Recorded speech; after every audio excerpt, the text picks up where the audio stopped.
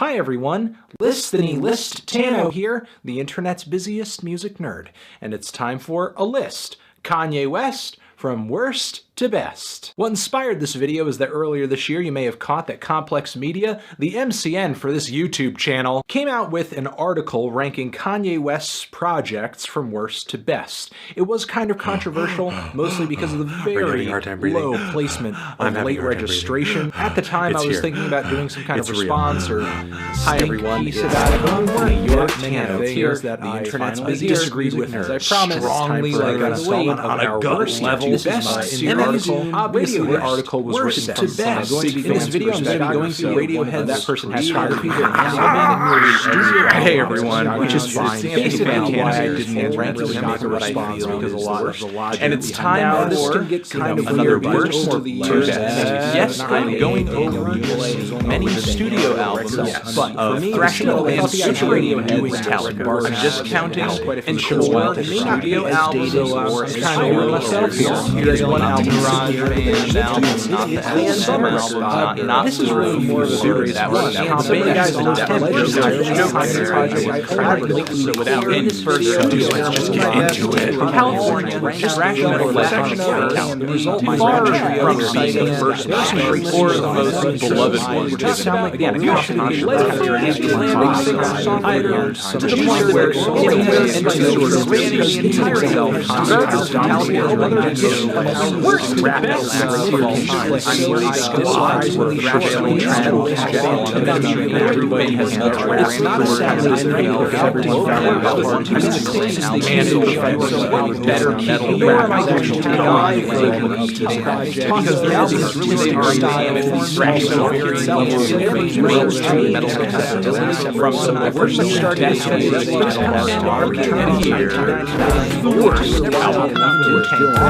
Hi everyone. Metallica's best tracks on this album. First, keep in mind, not a high and low. And my opinion, I guess, is worst album of this record been much considering Kanye's worst album. Yes, of course, Andrew's record, and this is but the band was kind of a personally active outcast, just the cutting edge, so they were kind of highly central projects.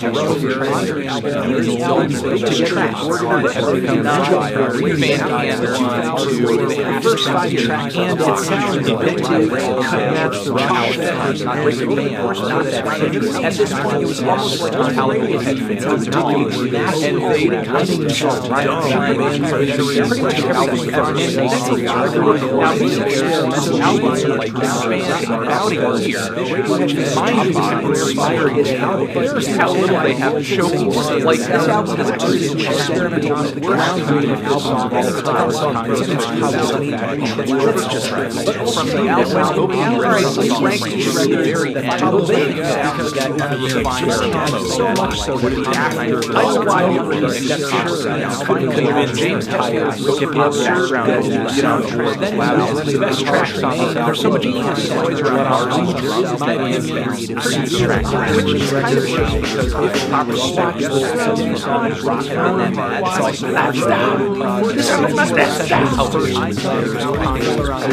I do like a lot of the bigger and Summer Beam which for a moment is and Metallica was also on it kind of but this album was essentially the quality tracks on I would say he was now this album is not it confirms that tributes were Kanye nobody on the solo work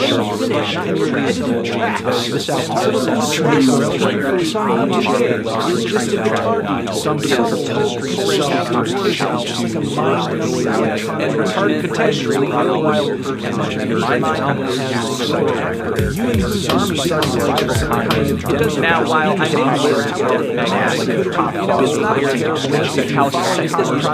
it's not to say one of my favorite tracks on the now it sounds like they have a lot of I've been telephone this album constantly gets filled up. This album is sort of an track, but every time sounds just dodging it's just my next on my list is around this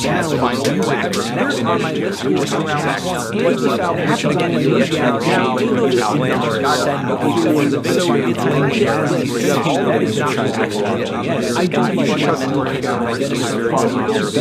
it just goes to show the strength because labels could now Metallica's writing style because by the mid-90s crash style it just kind of fits like an my picks on this album Metallica next to showing a general black guy as far as while the sound that ever comes sounds a lot of green second track on this I think it's a lot of it's their best and definitely our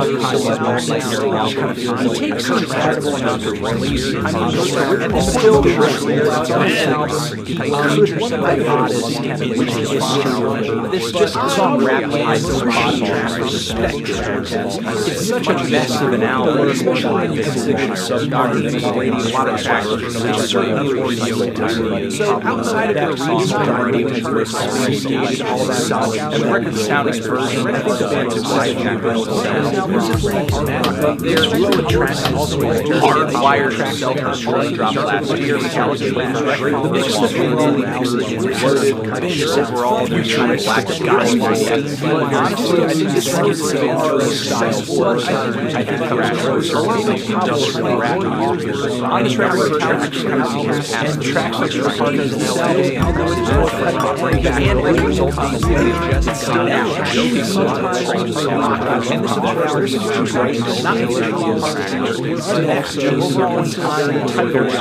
and this is not it just sounds like now there are a lot of features on this song's part too so I think there's some tracks on this thing not to see the album anyway I just kind of now there are cuts on this kind of starting to iron this I know what they want out there's the album like a bottle reloaded talk about most part where sales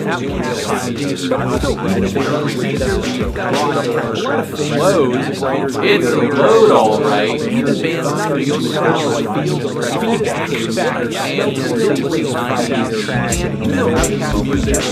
and not what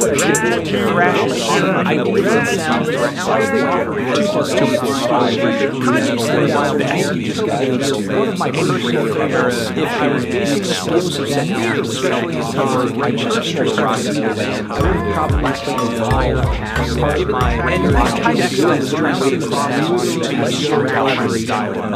which a lot of tracks dropped in 2008 I didn't direct and also I kind of ranked some of the vocals on their song probably flat bass line I think this album I personally have got this thing that kind of inconsistent however new metal is how I calculated I saw this time hard rock and a lot of tracks here the track is logical I would just say now at the time this record was down by two songs electronic sound it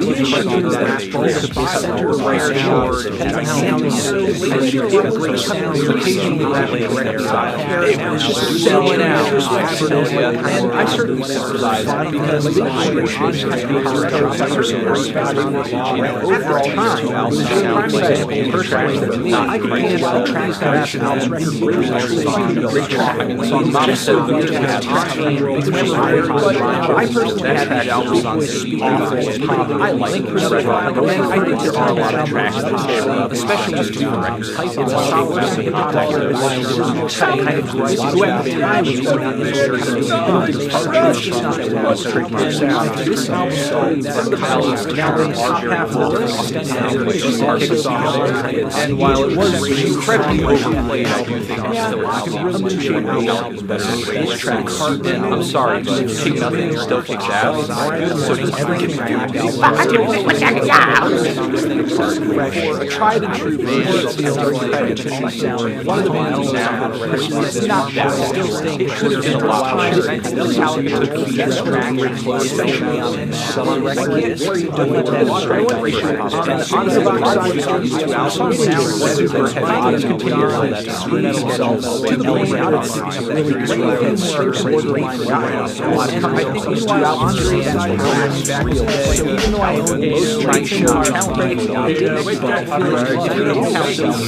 very much opposite. And just dislike very many. And there's a lot of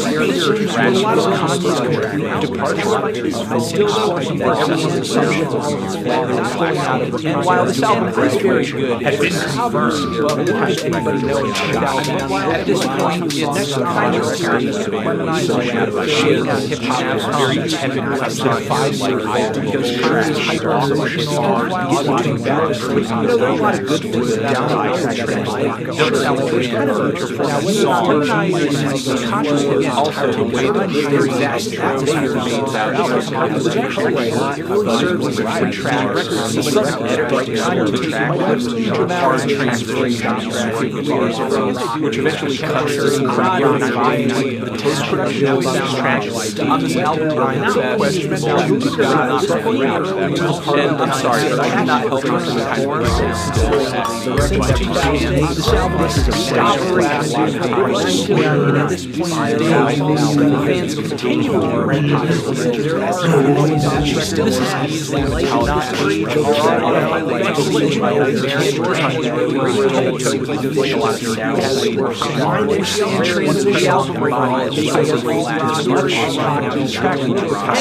also like trying to find the abstract now there were some unfortunate circumstances that all of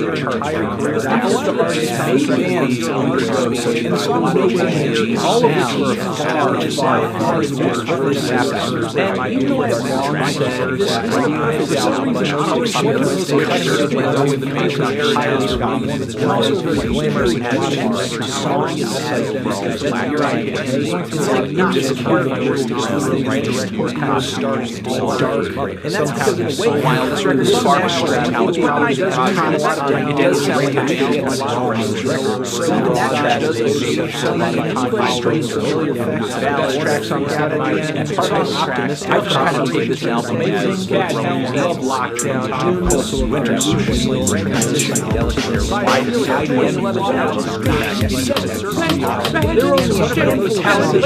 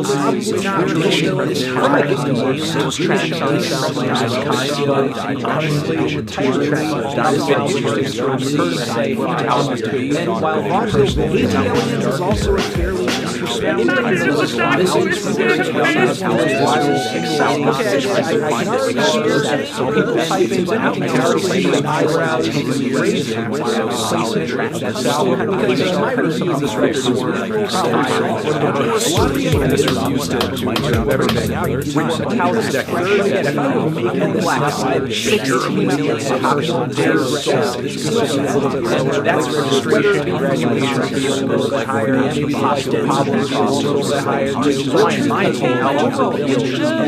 Some songwriting are great.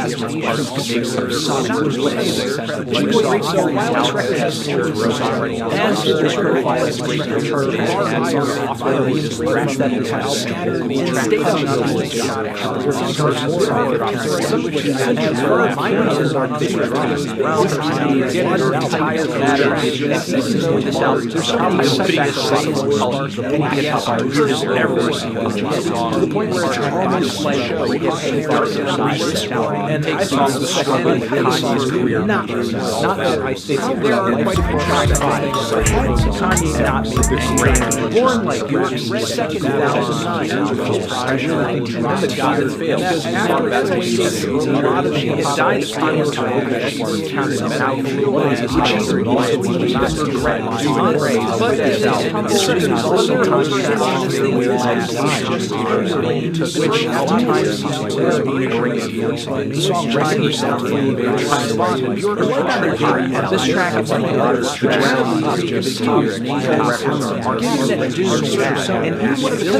Metallica, this sounds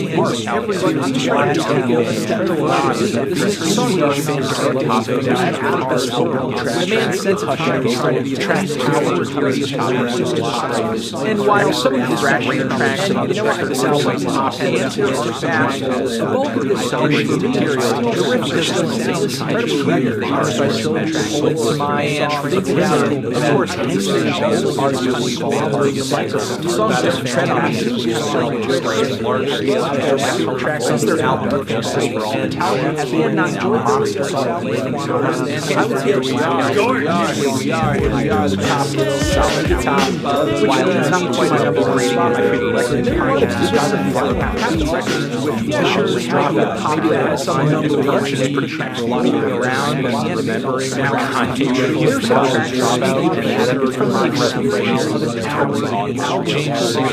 something to do with being in college.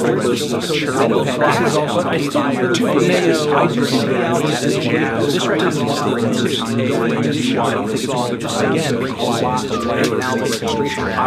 I do this record great as well. And finally, Metallica 1984, Riding Lightning, song great album. This record, the skits were very colorful and shadow shy character reversals. Keep in mind, this is during pop.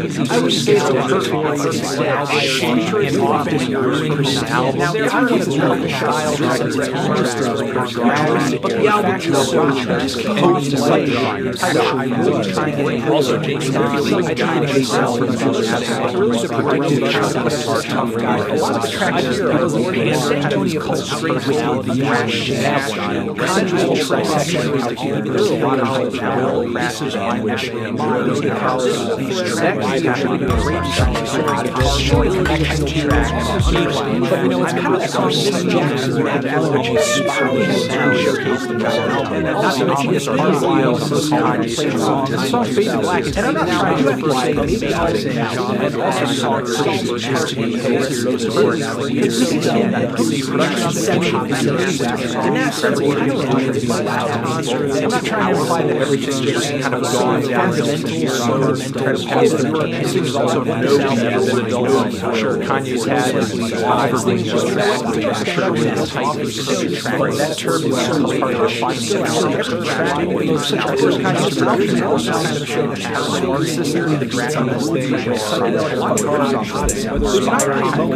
there's some weird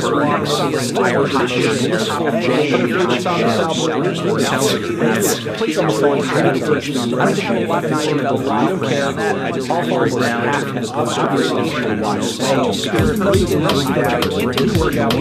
and finally my kind of Metallica's best album song Vomit has some track now I don't often have a lot to say about this and a lot of pretty nervous and a lot of what I said about Rise Like Push I just realized there's a karma over you have subtle that I just want to see also this record while this record has to take recognize this or trying to balance objects of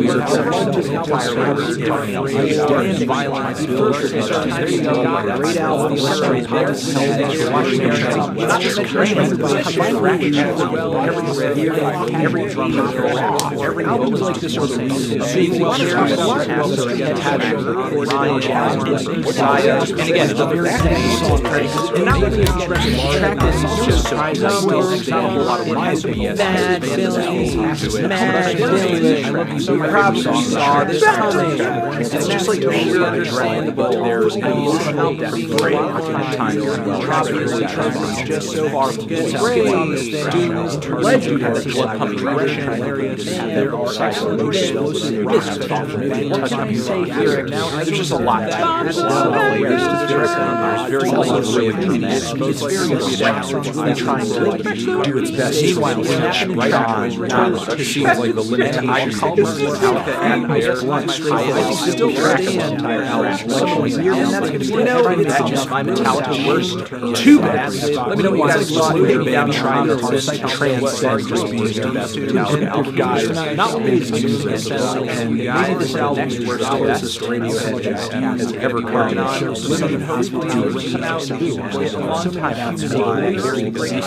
These are times. Tran, while many people recommend that going to do it how Radiohead very best for some of the more low-key countries especially for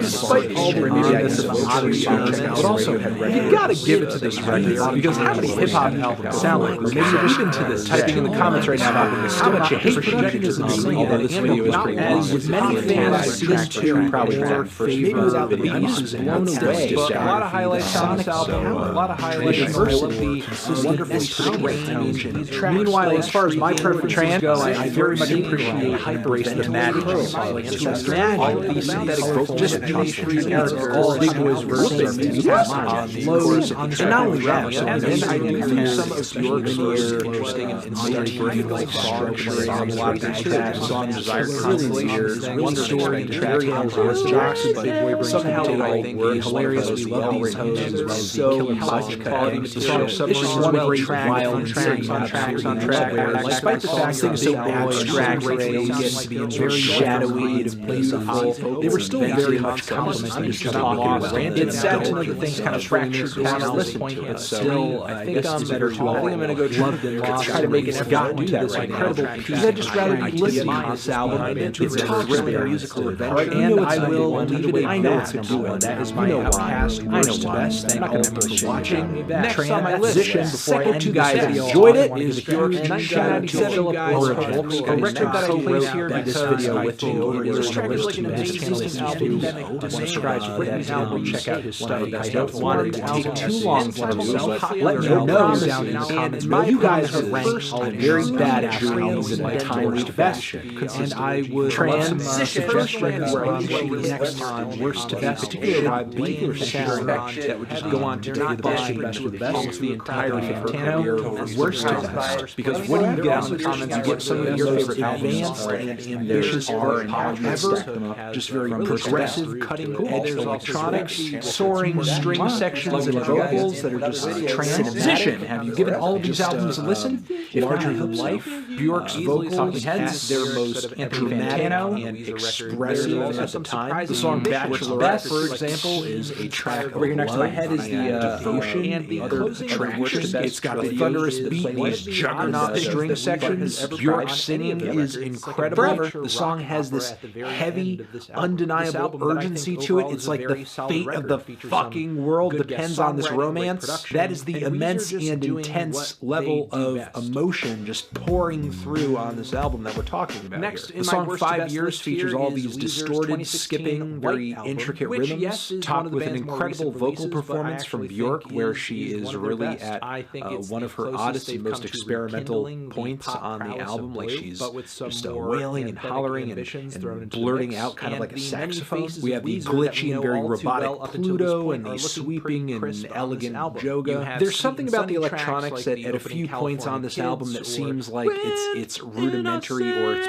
primitive intentionally, like I'm listening to some old Kraftwerk or something. But then a lot of the vocals and the arranged instrumentation production surrounding these electronics that they're wrapped up in seems super advanced, very, very complex. It's like this album delivers this wonderful, amazing cross-section of a lot of the more abstract and aggressive sounds coming out of electronic music and dance music at the time, getting mixed with just this very dramatic, very emotionally stirring art pop music. Because Homogenic is not just one of Björk's best albums, but it is a quintessential album in the art pop genre. It's a quintessential album of the 90s itself. And it's also worth asking, would mainstream music and would pop music in general sound as grand and as over the top and as ambitious as it does today if not for albums like this, not for the advancements that Björk made on this album, whatever producers Mark Bell made on this album, if not for the advancements of contemporaries at the time like Portishead. It really is a great record with a great flow, a lot of fantastic songs, total groundbreaker, and it's one of those critically acclaimed, it's one of those classic records that's actually a great listen. I swear to you, it's not just like, you know, people who think that they're smarter than you telling you something's good and that you need to like it because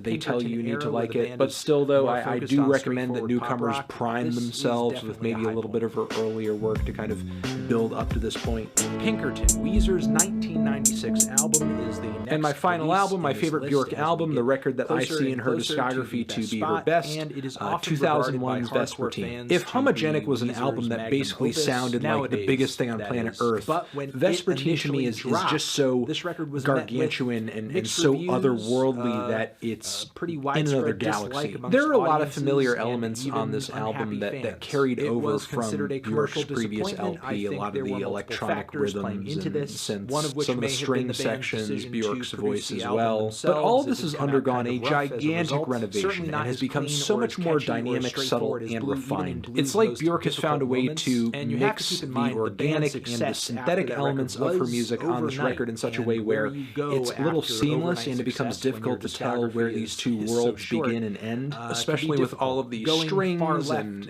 harp and celesta and music boxes on this album kind of melting into each other, not to mention all of the amazing micro beats brought by the likes of Matmos on this album, one of my favorite musical duos, and I'm so amazed that their contributions on this record to this day sound incredibly fresh. The tone of this album is consistently beautiful and inspiring, it's wintry, it's passionate. As I stated earlier in this video, a lot of Björk's inspiration for writing on this album was from the relationship that she was kicking off pretty much with Matthew Barney, which, given that eventual romantic demise and how it played out on records like Volmakira and her latest album Utopia, gives this album now for me a certain kind of sting. I guess it's sort of hard to enjoy it in the same way that I used to, or sort of look at it in the same exact way, but really that doesn't take away from just how beautiful a lot of Björk's vocal performances on this album are, how beautiful a lot of her poetry is